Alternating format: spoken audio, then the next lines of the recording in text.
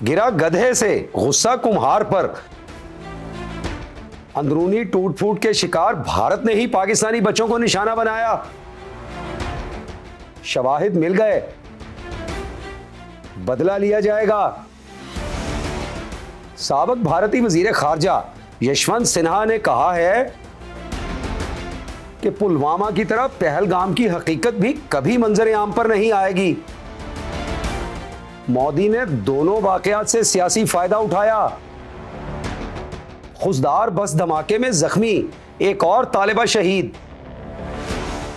शुहदा की तादाद 6 हो गई। मुताद्दिद जख्मियों की हालत तशवीशनाक है। ये सब कुछ देखिए इस वीडियो में।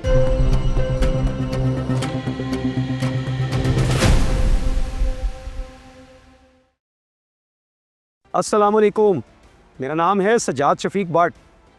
जी मोदी जी, पाकिस्तान से मार खाने के बाद अब तो आप बिल्कुल ही पागल हो गए हैं।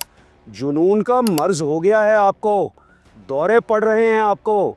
लगता है कि डोज थोड़ी थी और डोज देनी पड़ेगी। खाना ख़राब हो आपका। अब आपने ये क्या किया है? मासूम पाकिस्तानी बच्चों से भरी बस पर बम से हमला करवाया है आपने, और वो भी हमारे पहाड़ी चूहों के ज़रिए जो आपके पैसों पर पलते हैं। पता चल गया है सारा।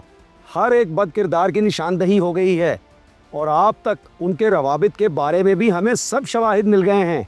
अब देखिएगा आपके साथ हम क्या करते हैं। पूरा बदला लिया जाएगा आपसे। बस ज़रा सा इंतज़ार कीजिए। और हाँ, अब आपने रोना नहीं है, क्योंकि अब हमारी बारी है। आपको एक मिसाली सबक दिया जाएगा और भारत को इबरत की मिसाल बना दिया जाएगा। हमारे मुजाहिदीन सर बकफ हैं और मुकम्मल तौर पर तैयार हैं।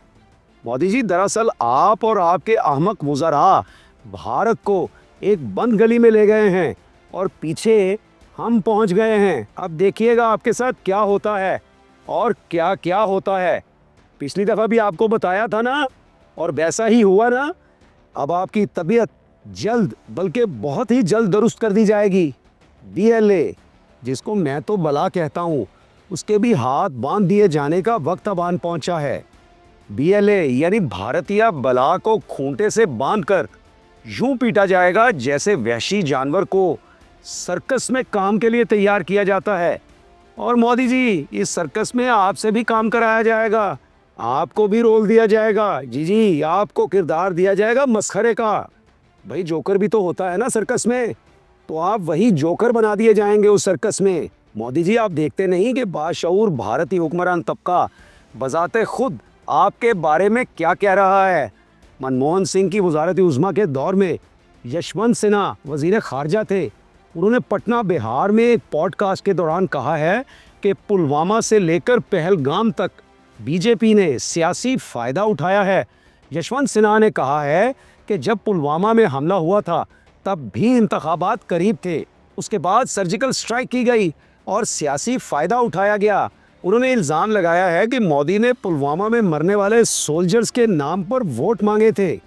सिन्हा ने कहा, अब तिरंगा यात्रा निकालकर बीजेपी खुद को वतन परस्ती का निशान दिखाना चाहती है।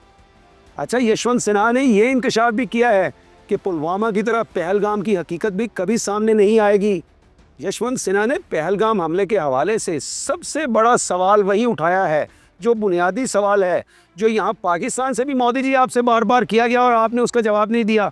अब सिन्हा जी को तो जवाब दीजिए कि हमले के वक्त, पहलगाम हमले के वक्त, एक भी सिपाही टूरिस्टों की हिफाजत के लिए क्यों मौजूद नहीं था?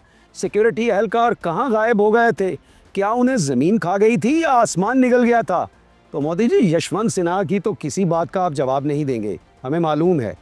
लेकिन हमें ये भी मालूम है कि भारत के अंदर टूट फूट का अमल तेज़ी के साथ शुरू हो चुका है और भारत कई टुकड़ों में तकसीम होने के करीब पहुंच चुका है। छत्तीसगढ़ के सूबे में माऊ नवाज जंगजुओं ने भारतीय सिक्योरिटी फोर्सेस के खिलाफ एक भरपूर जंग शुरू कर दी है, क्योंकि वफाकी हुकूमत का मकसद मुल्क के मादनी वसाइल से भरपूर इस कबायली इलाके पर कब्जा जमाए रखना है, और मकामी आबादी इस बात के लिए तैयार नहीं है।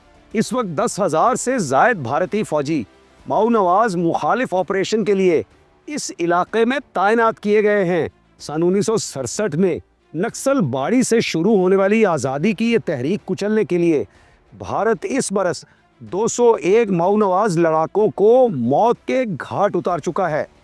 बुध के रोज कम से कम 27 बागियों को हलाक किया गया, जिनमें माओनवाजों का लीडर भी शामिल था।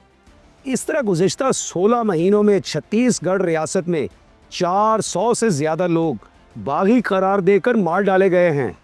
मोदी जी, ये आदिवासियों का यानी भारत के असल कदीमी बाशिंदों का देश है।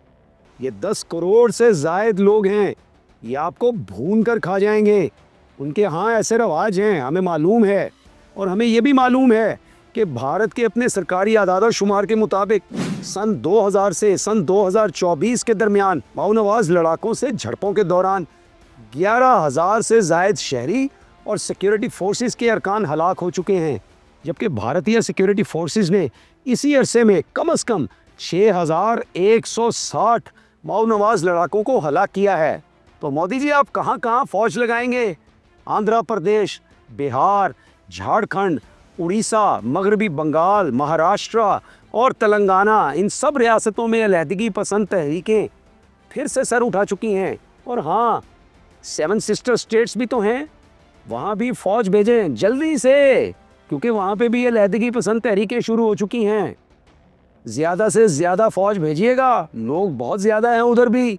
देखें ना, शुमाल मशरिक में आपके यहाँ आसाम है, मेघालय है, त्रिपुरा है, आंचल प्रदेश है, मिज़ोरम है, मणिपुर है, नागालैंड है। कहाँ कहाँ लड़ेंगे आप? भारत का बदन जा बजा ज़ख्मों से भरा हुआ है, और ये ज़ख्म किसी और के नहीं, खुद भारतीय इस्तबदाद के लगाए हुए हैं। सारी दुनिया इस बात को जानती और मानती है। मोदी जी, सिर्फ पंजाब और कश्मीर को रोना बंद कीजिए। वो तो जल्द ही भारत से अलहदगी के अपने फैसलों पर अमल दरामद करने वाले हैं। और हाँ मोदी जी, सुनिए, हमें खुजदार में जो ज़ख्म आपने दिया है वो हम कभी फरामोश नहीं करेंगे। इस वाक़े में शहीद होने वाले अफराद की तादाद 6 हो गई है, जबकि मुतादिद बच्चे और बड़े शदीद ज़ख्मी हालत में कोयटा के कंबाइंड मिलिट्री हॉस्पिटल में ज़ेरे इलाज हैं। 6ठी जमात की सानिया सूमरो, 7वीं जमात की हिफ्ज़ा कौसर और 10वीं जमात की ईशा सलीम मौका पर ही शहीद हो गई थीं, जबकि दौरान इलाज 8वीं जमात की तालिबा सहर सलीम भी शहीद हो गई हैं। इन्ना लिल्लाहि व इन्ना इलैहि राजिऊन। हम सब अल्लाह ही की तरफ से हैं और सब ने अल्लाह ही की तरफ जाना है। पाकिस्तानियों को इस मौका पर ये याद रखना है कि मोदी का पेश करदा घिनौना किरदार अजीत डोवल इस सब का जिम्मेदार है। और अब मोदी हो या अजीत डोवल, इन सब की मजम्मत नहीं बल्कि बराह रास्त मुरम्मत की जाएगी। मोदी जी, दुश्मनी के भी कुछ उसूल होते हैं, लेकिन अब क्या कीजिए कि हमारे दुश्मन यानी आप बिल्कुल बेअसूल हैं। बच्चों को शहीद करते हैं। लानत हो आप पर मोदी जी, लानत हो आप पर। आखिर में शेक्सपियर का एक कॉल आपको सुनाता हूँ मैं, गौर कीजिएगा। शेक्सपियर ने कहा था, अपने दुश्मन के लिए इतनी आग ना भड़काओ कि उसमें खुद झुलस जाओ। तो मोदी जी, तैयार रहिए, हम आ रहे हैं। पाकिस्तान जिंदाबाद, पाकिस्तानी जिंदाबाद। सब दोस्तों से गुजारिश है कि वो हमें ज़रूर बताएं कि खुजदार के बुज़दिलाना भारतीय हमले के बाद पाकिस्तानी अफवाज को क्या करना चाहिए। अल्लाह हाफिज़, अल्लाह निगहबान।